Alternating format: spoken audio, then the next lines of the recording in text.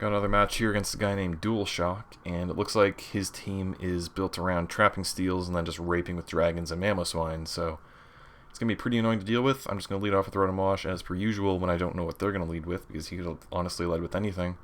And he leads with Jirachi. Not really sure what kind of Rachi this wants to be, but it goes for U-turn and it's faster, so I'm thinking maybe it's Scarfed, maybe it's kind of a Wish U-turn set with a lot of speed. I don't know. I'm trying to figure it out still. I just went for Will-O-Wisp to try and hit whatever came in, because if he's got a lot of physical attackers, like throwing out a burn is not a bad idea. Unfortunately, he goes into Latios, but like I've said before, Latios and Latias are real problems for this team, so any kind of residual damage is much appreciated. He goes for Draco Meteor, which at first I expected to live, but then I kind of thought, I shouldn't have thought that. That's pretty stupid.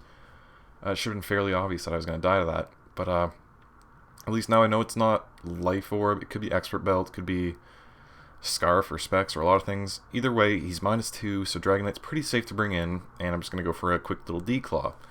I didn't want to go for EQ in case you wanted to stay in and try and hit me with a Draco Meteor at -2, even though I have multi-scale, so I just kind of, that's what I went with. Jirachi comes in and it hits me with an Ice Punch, which does a ton more than I expected it to because it was a crit. And that confirms pretty much that this thing's Scarf, and I got to deal with it accordingly. I'm not too mad about that crit, at least I lived. And if that wasn't a crit, the damage would have been absolutely pathetic. So I just got a free switch, in my opinion, to Ferrothorn, and I'm going to take this Ice Punch. So now I could set up Stealth Rocks, I could go for Power Whip to hit maybe Mamoswine that might want to come in. But I decide that this is my best opportunity to bring in my Terrakion, since he's, even if he wants to stand and continue Ice Punching, then Jirachi's not really got a whole lot left. And I kind of expected him to go either back into Latios or hail into this Mamoswine. And I know that this thing's going to be sashed. I'm just going to have to bite the bullet. Something's going to have to die. And this time it just happens to be Terrakion. So, I'd rather have it be... I don't know who I'd rather have it be. Crobat couldn't exactly deal with it because he wouldn't even endeavor. He would just Ice Shard probably once, and that would be enough to kill me, honestly. But, yeah, now he's just going to endeavor Ice Shard, and there goes Terrakion. So I have to go to Breloom at this point. I have to bite another bullet. I have to eat an Ice Shard. Because I got nothing else that can really deal with it. If I go to something slower, he's going to Endeavor, and it's going to be wrecked. And if I go to something faster, he's just going to Ice Shard it, and I don't have anything faster that can kill it, or that won't die, like Dragonite. I can't go to that. So Breloom was just the only option I really had. I didn't want, Ferrothorn to take an Endeavor, so that's what I went with. And I don't know why he goes into Jirachi here. Maybe he forgot that Mach Punch was priority because it just went second or something. I don't know. But he just gives me a free kill on his Scarf Dude. So now Latios comes in, which he should have went to first, honestly. Not that his Jirachi was much better than fodder anyway, but, it's still nice to have fodder kicking around. Goes for Psyshock.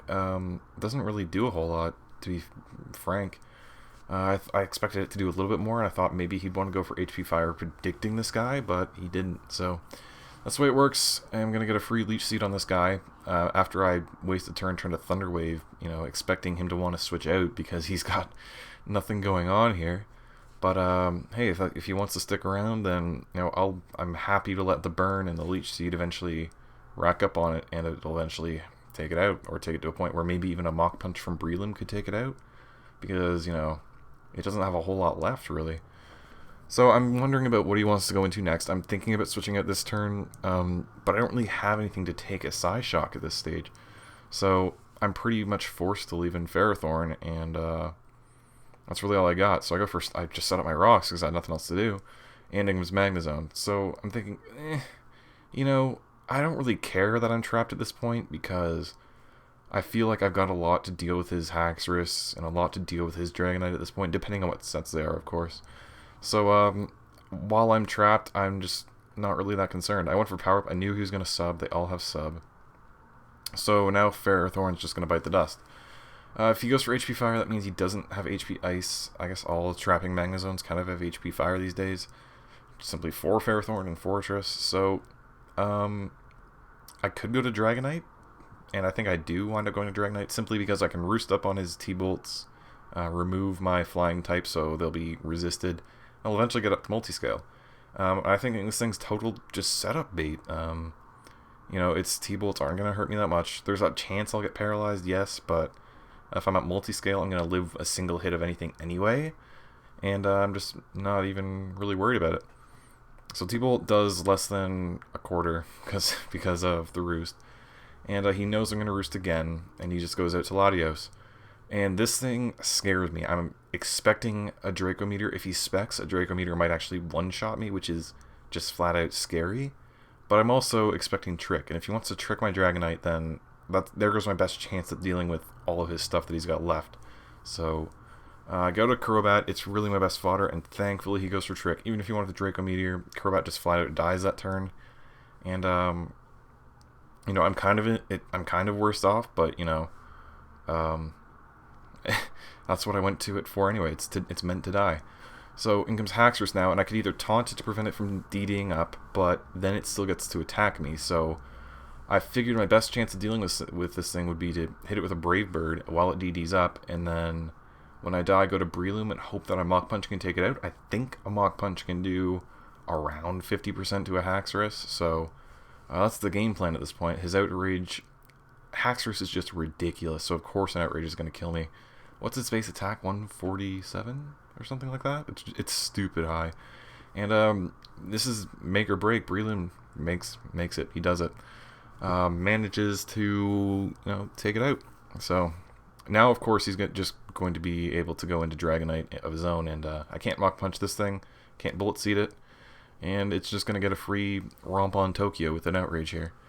However, that means he's locked into Outrage, and I get a free go into my own Dragonite. His multi-scale's broken, mine is up, so Dragonclaw is going to be able to take him out before he gets an Outrage, which I don't know why he has no speed. Like, my Dragonite has a lot of speed and a lot of bulk, so I don't really know what his was. Maybe he was max HP, max attack banded or something, which honestly does make kind of sense, but just didn't work out for him here. In comes Magnezone, that's his last guy. EQ for the win, and that's a good game. DualShock.